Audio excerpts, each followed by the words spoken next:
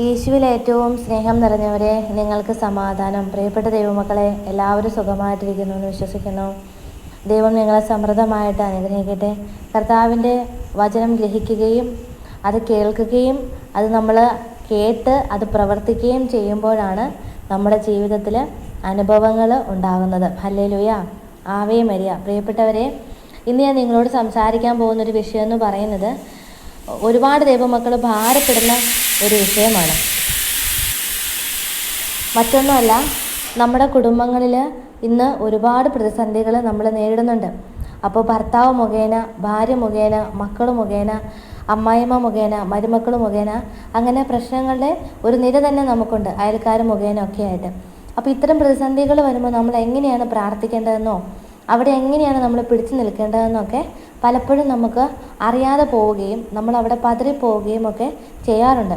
ചില ആളുകൾ പ്രാർത്ഥനയിലും അടുത്തിട്ട് ഇട്ടിട്ട് പോകുന്നതും പതിവാണ്. അപ്പോൾ നമുക്കിതിനെ എങ്ങനെയാണ് നേരിടാൻ പറ്റുക, അല്ലെങ്കിൽ ഇവിടെ എന്തുകൊണ്ടാണ് നമുക്കിങ്ങനെ ഒരു പ്രതിസന്ധി നമ്മുടെ ജീവിതത്തിൽ ഉണ്ടാവുന്നത് എന്നതിനെക്കുറിച്ച് തന്നെ നമുക്ക് വളരെ വിശദമായിട്ട് ഞാൻ പറയാനായിട്ട് ആഗ്രഹിക്കുകയാണ്. അപ്പോൾ അതുകൊണ്ട് തന്നെ ഇത് കേൾക്കുമ്പോൾ, ഇത്തരം പ്രതിസന്ധികളിലൂടെ കടന്നു പോകുന്ന പ്രിയപ്പെട്ടവരെ, നിങ്ങൾക്കിത് കേട്ട് നിങ്ങളുടെ ഉള്ളിൽ പരിശുദ്ധാത്മാവ് വലിയ രീതിയിൽ നിങ്ങൾക്ക് പ്രേരണ നൽകുകയും പ്രാർത്ഥിക്കാനായിട്ട് നിങ്ങളെ പഠിപ്പിക്കുകയും ചെയ്യട്ടെ എന്ന് ഞാനും പ്രാർത്ഥിക്കുന്നു. Hallelujah, hallelujah, hallelujah.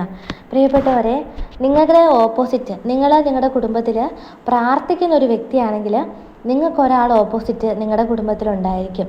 അതായത് ഇപ്പോൾ പ്രാർത്ഥിക്കാത്തൊരു ഭാര്യയ്ക്ക് വിശ്വാസം ഉള്ള ഒരു ഭർത്താവും വിശ്വാസം ഇല്ലാത്തൊരു ഭർത്താവിന് വിശ്വാസിയായ ഒരു ഭാര്യയുമാണ് ദൈവം കൊടുക്കുന്നത്.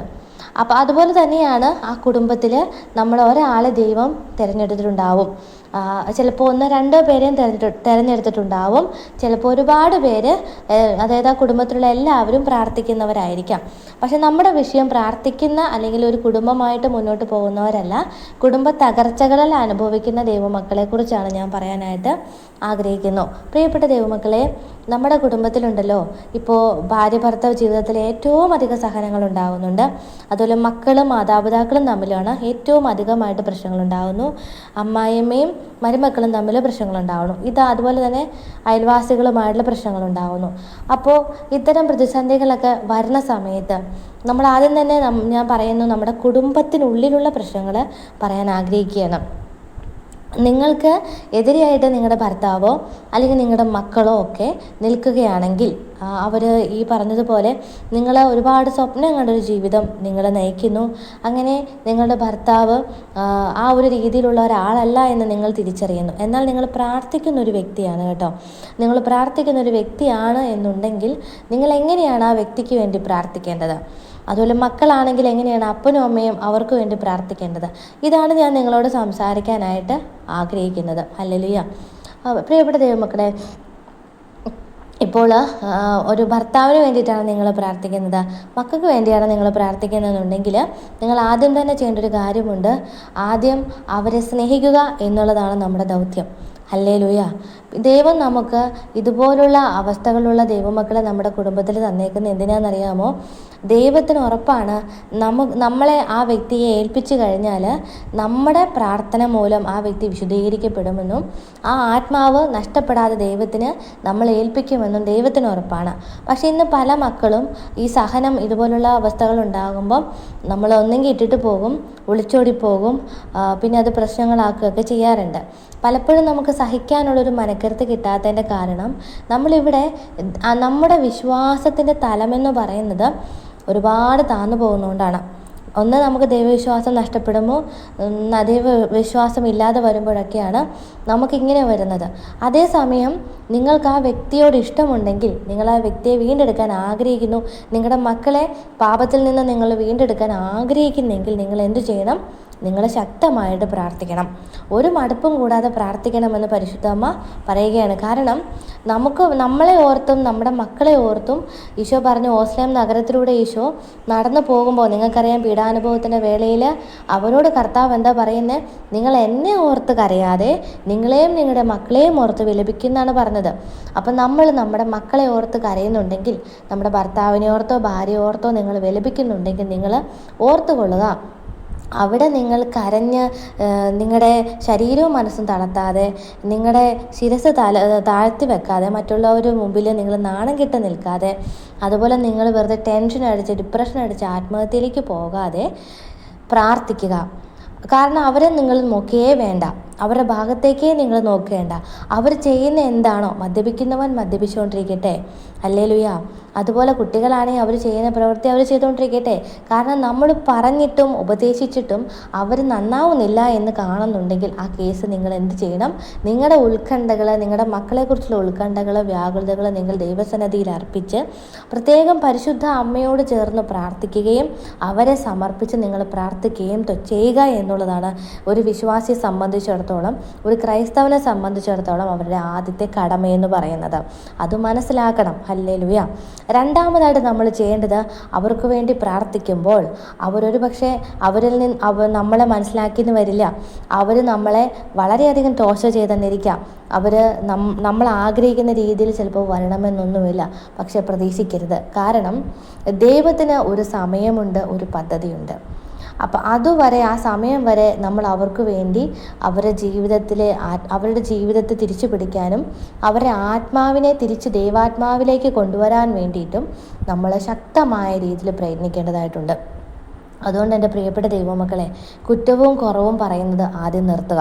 നിങ്ങൾ നിങ്ങളുടെ ഭർത്താവിനെക്കുറിച്ച് മറ്റുള്ളവരോട് കുറ്റം പറയുന്നുണ്ടെങ്കിൽ നിങ്ങൾ ആദ്യം അത് നിർത്തണം. നിങ്ങളുടെ മക്കളെക്കുറിച്ച് നിങ്ങൾ എല്ലാവരോടും പറഞ്ഞു നടക്കുന്നുണ്ടെങ്കിൽ, നിങ്ങളുടെ മാതാപിതാക്കളെക്കുറിച്ച്, മരുമക്കളെക്കുറിച്ച് ഒക്കെ നിങ്ങൾ പറഞ്ഞു നടക്കുന്നുണ്ടെങ്കിൽ അതെല്ലാം നിർത്തിയിട്ടുണ്ടല്ലോ, നിങ്ങൾ ദൈവസന്നിധിയിലായിരിക്കുക, ദൈവത്തോട് പ്രാർത്ഥിക്കുക. ഹല്ലേലൂയ. കാരണം നമ്മുടെ ജീവിതത്തിൽ ഒന്ന് ഓർക്കുക, ദൈവം നമുക്ക് തന്നിരിക്കുന്ന ഒരു നല്ല നിമിഷമെന്ന് പറയുന്നത് പ്രാർത്ഥിക്കുന്ന സമയങ്ങളാണ്. അപ്പോൾ ആ പ്രാർത്ഥിക്കുന്ന സമയം നമ്മൾ ഫൈറ്റ് ചെയ്ത് തന്നെ പ്രാർത്ഥിക്കണം. നിങ്ങൾ ഓർക്കണം, നിങ്ങൾ അവർക്ക് വേണ്ടി പ്രാർത്ഥിക്കുന്നുണ്ടെങ്കിൽ നിങ്ങളെ നയിക്കുന്നത് പരിശുദ്ധാത്മാവാണ്, ദൈവത്തിൻ്റെ ആത്മാവാണ്. കർത്താവ് ഉണ്ടല്ലോ, അതായത് ദൈവാത്മാവിനാൽ നയിക്കപ്പെടുന്നവരെല്ലാം ദൈവത്തിൻ്റെ മക്കളാണ്. അപ്പം അതാണ് നമുക്ക് ബോധ്യം വേണ്ടത്. ഞാൻ ദൈവത്തിനാൽ നയിക്കപ്പെടുന്നുണ്ട്, എന്നാൽ അവർ പാപത്തിൽ വീണ് കിടക്കുന്നു. അതായത് അവരെ നയിക്കുന്ന ആരാണ്? മദ്യത്തിൻ്റെ ദുരാത്മാവ്, അല്ലെങ്കിൽ മറ്റ് ഡ്രഗ്സ്, മറ്റുള്ള ലൈംഗിക വ്യഭിചാരമായുള്ള ദുർഭൂതങ്ങൾ, അങ്ങനെ മന്ത്രവാദത്തിൻ്റെയും കൂടോത്രത്തിൻ്റെയും അങ്ങനെ അനാചാരങ്ങളുടെയും അന്ധവിശ്വാസത്തിൻ്റെയൊക്കെ ദുർഭൂതങ്ങൾ, പൈശാചിക പീഡകൾ അവരെ നയിക്കുന്നു. അതുകൊണ്ട് തന്നെ അവരുടെ ആത്മാവിന് പ്രാർത്ഥിക്കാൻ പറ്റുന്നില്ല. അവരുടെ ആത്മാവിന് അവിടെ ശക്തിപ്പെടാനോ ദൈവത്തിലേക്ക് തിരിയാനോ പറ്റുന്നില്ല. അതുകൊണ്ടാണ് ദൈവം അങ്ങനെ ഒരാളെ നമുക്ക് തന്നിരിക്കുന്നത്. അപ്പോൾ അവിടെ നമ്മൾ പരാതിയും പരിഭവങ്ങളും പറഞ്ഞ് പ്രാർത്ഥനയിൽ മടുത്തു പോകാതെ അവരെ സ്നേഹത്തോടെ കാണുകയും അവരോട് ഫൈറ്റ് ചെയ്യാതെ അവർക്ക് വേണ്ടി നമ്മൾ പ്രാർത്ഥിക്കുകയും ചെയ്യുക. എൻ്റെ ഒരു അഭിപ്രായത്തിൽ ഞാൻ പറയുവാണെങ്കിൽ, കുടുംബജീവിതത്തിൽ നമ്മൾ പലപ്പോഴും പ്രശ്നങ്ങളും പ്രതിസന്ധികളും ഉണ്ടാവാൻ മെയിൻ കാരണം എന്ന് പറയുന്നത് നമ്മുടെ വിശ്വാസവും നമ്മുടെ പ്രതീക്ഷയും നഷ്ടപ്പെട്ടു പോകുമ്പോഴാണ്. ഇത് ഏകദൈവമായ സത്യദൈവമായ ഈശോയിൽ മാത്രം പ്രതിഷ്ഠിക്കപ്പെട്ടിരിക്കുന്ന ജീവിതങ്ങൾക്കാണെങ്കിൽ ഉറപ്പായിട്ടും ഞാൻ നിങ്ങളോട് പറയുകയാണ്, 100% കുടുംബജീവിതം സക്സസ് ആക്കാനും ഒരു വ്യക്തിയെ നമുക്ക് ജീവിതത്തിലേക്ക്, അതായത് യേശു നമ്മളെ ഏൽപ്പിച്ചിരിക്കുന്ന ഒരു ദൗത്യമുണ്ട്. ആ മക്കളെ, അല്ലെങ്കിൽ ആ ഭർത്താവിനെ, ആ ഭാര്യയെ നിങ്ങൾ തിരിച്ച് ദൈവത്തിന്, ആ ആത്മാവിനെ നിങ്ങൾ വിശുദ്ധിയോടെ കൊടുക്കുക എന്നതാണ് നമ്മുടെ ഓരോരുത്തരുടെയും കടമ. അപ്പോൾ ഇത് കേട്ടുകൊണ്ടിരിക്കുന്ന ദൈവമക്കളെ, നിങ്ങളുടെ കുടുംബത്തിൽ ഇതുപോലുള്ളവരുണ്ടെങ്കിൽ നിങ്ങൾ ചെയ്യേണ്ട ഇത്ര മാത്രമേ ഉള്ളൂ. നിങ്ങൾ തളർന്നു പോയിട്ടുണ്ടോ, നിങ്ങൾ ഇനി വേണ്ട, ഇതുവരെ നന്നാവില്ല എന്ന് നിങ്ങൾ വിചാരിച്ചിട്ടുണ്ടെങ്കിൽ നിങ്ങളോട് ഓരോരുത്തരോടുമായിട്ട് കർത്താവ് പറയാണ്, ഉത്കണ്ഠ വേണ്ട, നിരാശ വേണ്ട, നിങ്ങൾ ഇനി ജീവിക്കില്ല, അല്ലെങ്കിൽ ഞാൻ ആ വ്യക്തിയുടെ ജീവിതത്തിൽ നിന്നേ ഞാൻ ഇനി ഇറങ്ങി പോകണം, ഞാൻ മടുത്തു എന്ന് ചിന്തിക്കുന്നവരാണെങ്കിൽ ഞാൻ പറയുകയാണ്, നിങ്ങൾ ആ വാക്കുകൾ വിട്ടേക്കുക. നിങ്ങൾ നിങ്ങളുടെ ഉത്കണ്ഠകളെ, നിരാശകളെ, വ്യാകുലതകളെ ദൈവത്തിന് കൊടുത്തിട്ട് മടുപ്പ് കൂടാതെ നിങ്ങൾ 1 മണിക്കൂറെങ്കിലും ദൈവസന്നിധിയിൽ അവർക്ക് വേണ്ടി പ്രാർത്ഥിക്കണം. ഹല്ലേലൂയ. അപ്പോൾ പ്രാർത്ഥിക്കും തോറും നമുക്ക് ഒരു ഇച്ചിരി സഹനങ്ങളൊക്കെ കൂടുതൽ കിട്ടിയെന്നൊക്കെ ഇരിക്കും. അപ്പോൾ അവിടെ നമ്മൾ എന്ത് ചെയ്യുന്നു ഓർത്തുകൊള്ളുക, നമ്മുടെ ജീവിതത്തിൽ ആ സഹനങ്ങൾ ദൈവം തരുന്നുണ്ടെങ്കിൽ എന്തോ വലിയ അത്ഭുതം ആ വ്യക്തിയുടെ ജീവിതത്തിൽ, നിങ്ങളുടെ ജീവിതത്തിൽ നടക്കാൻ പോകുന്നു. അപ്പോൾ നമ്മൾ പതറിപ്പോവരുത്. കാരണം ഒരു ആത്മാവ് നന്നാവുന്നു എന്ന് കാണുമ്പോൾ പൈശാചിക അരൂപി നമ്മളെ പീഡിപ്പിച്ചുകൊണ്ടിരിക്കും. ഏറ്റവും അധികം സഹനം അനുഭവിക്കുന്നത് അതായത് ഈ പാപത്തിൽ വീണ് കിടക്കുന്നവരല്ല, മറിച്ച് പ്രാർത്ഥിക്കുന്നവരാണ്. അപ്പോൾ നമ്മളെ പ്രലോഭനത്തിലേക്ക് കൂട്ടിക്കൊണ്ടുപോകും.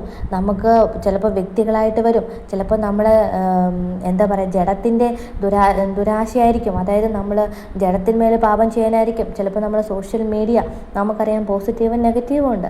അപ്പോൾ സോഷ്യൽ മീഡിയ ഒക്കെ എല്ലാവരും ഉപയോഗിക്കുന്നവരായിരിക്കും. അപ്പോൾ ഇതിനകത്ത് പാപം ചെയ്യാനായിരിക്കും. അപ്പോൾ നമ്മൾ എന്ത് ചെയ്യണം? അവിടെയുള്ള മേഖലകളല്ലേ നമ്മൾ മനസ്സിലാക്കിയിരിക്കണം. എന്തുകൊണ്ടാണ് എനിക്കിങ്ങനെ വരുന്നതെന്ന് നമ്മൾ ചിന്തിക്കണം. എവിടെയാണ് നമ്മൾ പ്രവർത്തിക്കേണ്ടത് നമ്മൾ ചിന്തിക്കേണ്ടിയിരിക്കുന്നു. അപ്പോൾ അതുകൊണ്ട് പ്രിയപ്പെട്ട ദൈവമക്കളെ, ഇത് കേൾക്കുന്ന നിങ്ങളോട് ഞാൻ പറയുകയാണ്, നിങ്ങൾ നിരാശപ്പെടുകയേ വേണ്ട. ഇത്തരം അനുഭവങ്ങളിലൂടെ കടന്നു പോകുന്നവരാണെങ്കിൽ നിങ്ങളൊരു കാര്യം ഓർത്തു, നിങ്ങളുടെ ഭർത്താവ് വൈകിട്ട് മദ്യപിച്ച് ലെക്ക് കെട്ട് നിങ്ങളുടെ വീട്ടിൽ വന്ന് കയറി കിടക്കുമ്പോൾ നിങ്ങൾ അവരെ ഓർത്തിരുന്ന് കരയാതെ, അവരെ ഓർത്ത് നിങ്ങൾ കരയരുത്. പറിച്ച് നിങ്ങൾ ദൈവസനത്തിൽ ഒരു പരാതിയും കൂടാതെ അവരെ ശുശ്രൂഷിക്കുക. ദൈവത്തിൻ്റെ സമയത്തിന് വേണ്ടി നിങ്ങൾ കാത്തിരിക്കണം. ഇതാണ് ദൈവത്തിൻ്റെ തീരുമാനം. ഓർക്കുക, ആ വ്യക്തിയുടെ ആത്മാവ് എന്ന് പറയുന്നത് ശക്തി നഷ്ടപ്പെട്ടു പോയൊരാത്മാവാണ്. അവരെ ശക്തിപ്പെടുത്തുക എന്നുള്ളതും നമ്മുടെ കടമയാണ്. Price the Lord, hallelujah. ബോധം തെളിയുമ്പോൾ നമ്മൾ വഴക്ക് കൂടി, നിങ്ങൾ അങ്ങനെയല്ലേ ഇങ്ങനെയല്ലേ, കുട്ടികളോട് നമ്മൾ വഴക്ക് കൂടി, അങ്ങനെ ഒരിക്കലും ചെയ്യാതിരിക്കുക. സ്നേഹത്താൽ മാറാത്ത ഒരു രോഗവും ഈ ലോകത്തില്ല.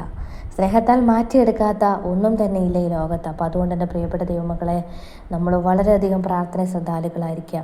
ഓർത്തുകൊള്ളണേ, പരിശുദ്ധ അമ്മയോട് നമ്മൾ ചേർന്ന് പ്രാർത്ഥിക്കണം. മാതാവിനെ നമ്മൾ സഹനങ്ങളിൽ കൂട്ടുപിടിക്കുക. അപ്പോൾ നമുക്ക് അമ്മ നമ്മുടെ പ്രാർത്ഥന കാണുന്നുണ്ട്. നമ്മൾ വിചാരിക്കേണ്ട എൻ്റെ കൂടെ ആരും ഇല്ല, എല്ലാവരും എന്നെ കുറ്റപ്പെടുത്തുകയാണ്, ഒറ്റപ്പെടുത്തുകയാണ്. അപ്പോൾ നമ്മൾ എന്ത് ചെയ്യുക? അവിടെ നമ്മൾ ഓർക്കണം, പരിശുദ്ധ അമ്മ നമ്മുടെ കൂടെയുണ്ട്, നമ്മുടെ സങ്കടങ്ങളിൽ പങ്കുചേരുന്നുണ്ട്. അവിടെ അമ്മ നമ്മളോട് പറയുന്നുണ്ട് കൂടുതൽ പ്രാർത്ഥിക്കണം. ആ വ്യക്തിക്ക് വേണ്ടി നമ്മൾ കൂടുതൽ പ്രാർത്ഥിക്കണം. ഇത് നമ്മൾ എപ്പോഴും കേൾക്കുന്ന വാക്കുകളാണ്. പക്ഷേ പൊതുവേ നമ്മൾ തളർന്നു പോകുന്നൊരു സാഹചര്യം എന്ന് പറയുന്നത് നമ്മൾ സ്നേഹിക്കുന്നവർ നമ്മളെ തളർത്തുമ്പോഴാണ്. ഹല്ലേലൂയ. തളർന്നു പോകരുത്, ശക്തിപ്പെട്ട് തിരിച്ചു വരണം. നമ്മൾ ദൈവത്തിൽ കോൺസെൻട്രേറ്റ് ചെയ്യുക. നമ്മൾ ഒരാത്മാവിന് വേണ്ടിയിട്ടുള്ള പോരാട്ടമാണ് പ്രിയപ്പെട്ട ദൈവമക്കളെ. നമുക്ക് വേണ്ടത് ആ വ്യക്തിയുടെ നന്മയാണ്, ആ വ്യക്തിയുടെ തകർച്ചയല്ല. അപ്പോൾ ആ ആത്മാവ് നരകത്തിലേക്ക് പോകുന്നൊരവസ്ഥ നിങ്ങൾ ചിന്തിച്ചിട്ടുണ്ടോ? നമ്മളെ ദൈവം ഏൽപ്പിച്ചൊരു ജോലി നമ്മൾ പൂർത്തിയാക്കാതിരുന്നാലോ ആ വ്യക്തിയുടെ ആത്മാവിന് വേണ്ടി പിശാച് നമ്മളോട് ഫൈറ്റ് ചെയ്തുകൊണ്ടിരിക്കുന്നു. അപ്പോൾ നമ്മൾ അവിടെ തളർന്നു പോയാലോ? ഓർത്തുകൊള്ളണേ, നമ്മൾ എന്ത് ചെയ്യണം? സ്നേഹിക്കണം.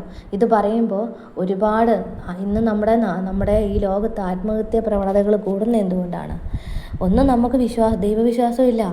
അതുകൊണ്ടാണ് നമ്മുടെ ജീവിതത്തെ പ്രതി നമുക്ക് പ്രതീക്ഷിക്കാൻ ഒന്നുമില്ല എന്ന് കാണുമ്പോൾ, സ്നേഹം നഷ്ടപ്പെടുമ്പോഴാണ് ഈ ലോകത്തിലെ ഏറ്റവും വലിയ ഒരു എന്താ പറയുക, നമ്മൾ പറയാറുണ്ട്, ഒരു പട്ടിണി കിടക്കുന്ന അല്ലെങ്കിൽ ഭക്ഷണം കിട്ടാത്തൊന്നും അല്ല പ്രിയപ്പെട്ട ദൈവമക്കളെ നമ്മളെ ഏറ്റവും കൂടുതൽ ഇതിലേക്ക് കൊണ്ടുപോകുന്നത്. സത്യത്തിൽ നമുക്ക് വേണ്ടത് സ്നേഹമാണ്.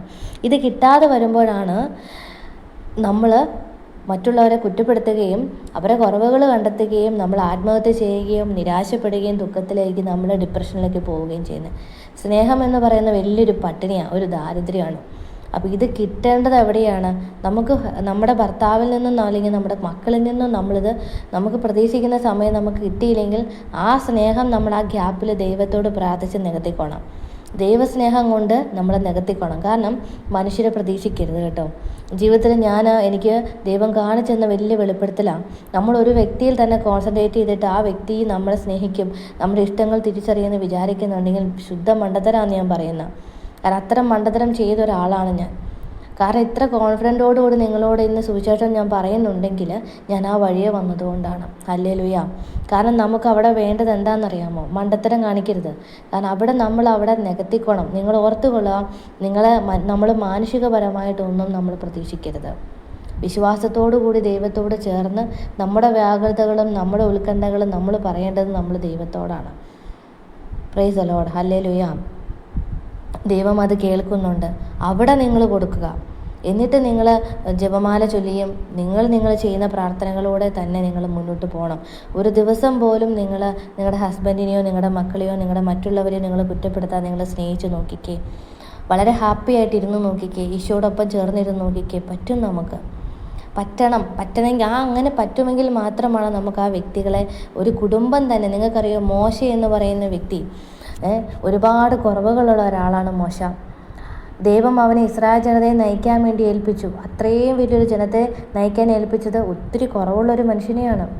ഹല്ലേലൂയ. മോശ പറയുന്നുണ്ട്, എനിക്കിത് കഴിയില്ല കർത്താവേ, ഞാൻ ഇങ്ങനെയാണ് അങ്ങനെയാണ്, എനിക്ക് സംസാരിക്കാനായിട്ട് നേരെ അറിയില്ല. പക്ഷേ അവൻ നയിച്ചത് ആരെയാണ്? ഒരു വലിയ ജനതയാണ് നയിച്ചത്. അപ്പോൾ ഓർത്തുകൊള്ളുക, നമ്മുടെ കുറവുകളൊന്നും ദൈവത്തിന് വിഷയമല്ല പ്രിയപ്പെട്ടവരെ.